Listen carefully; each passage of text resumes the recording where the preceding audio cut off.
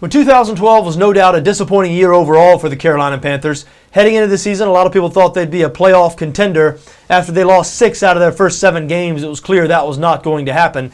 However, they did win their final 4 games to finish with a 7-9 record.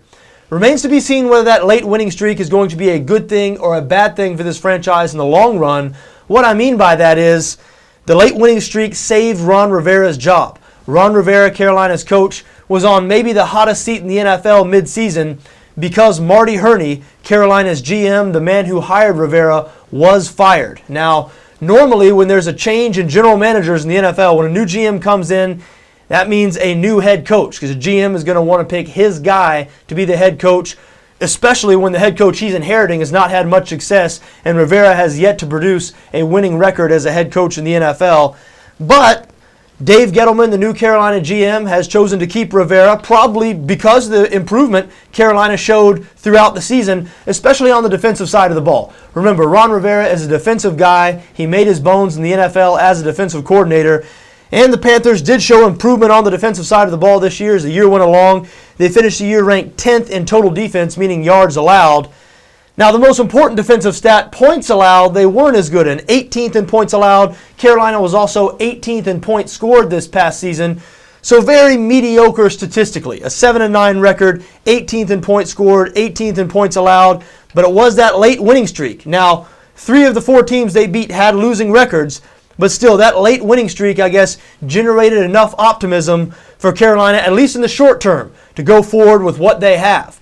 What the Carolina management is basically saying now is we feel like what we have in place is good enough. We feel like this last season was an aberration, at least the beginning of this last season was an aberration, and the team we were at the end of the year, the team that won their final 4 games, this is what we are going forward because schematically, the Carolina Panthers are going to be the same this coming season as they were last year. Now, they do have a small change in their coaching staff. Rob Chudzinski, their offensive coordinator, left to become head coach of the Cleveland Browns, but they promoted from within. Mike Shula, the quarterback coach, has been named offensive coordinator specifically because they want to maintain some continuity.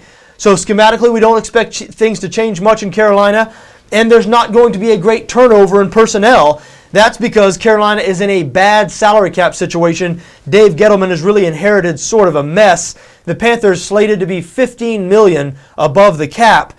Now, all teams have to be below the salary cap by March 12th. That means in the next month, Gettleman has some hard roster decisions to make. Not only would Carolina not be adding any big-time free agents, they're going to be parting ways with some players who have been big-time players there. Players like Chris Gamble, the cornerback, John Beeson, the linebacker, maybe even DeAngelo Williams, the all-time leading rusher, the franchise's all-time leading rusher, who has been somewhat marginalized in the offense now. And now that Jonathan Stewart, of course, the other big money running back they have, has stepped up as sort of the lead back. And Cam Newton, after all, he might be better running the ball than any of the running backs. Newton once again led the team in rushing this year.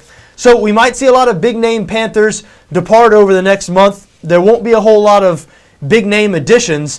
Now, Dave Gettleman has said, just like Marty Hurney said before him, just like most general managers around the NFL say, he has said he wants to build through the draft.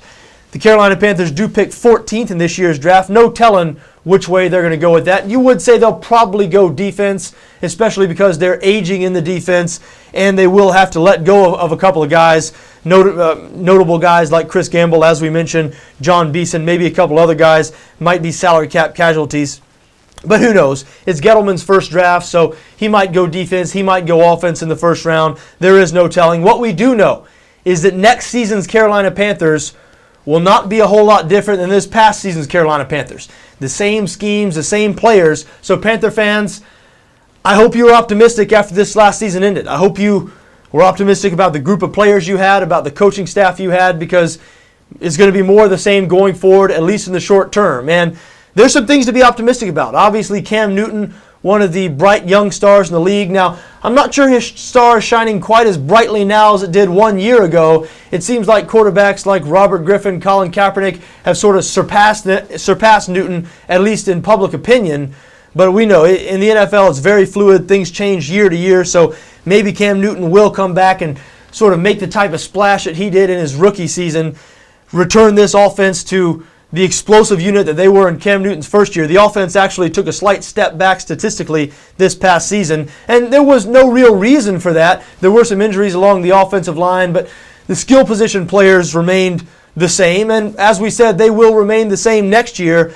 So we'll see. We'll see if this past year was an aberration, was a fluke, and the Carolina Panthers are going on the right path, or we'll see if big changes in Carolina will come after this coming season.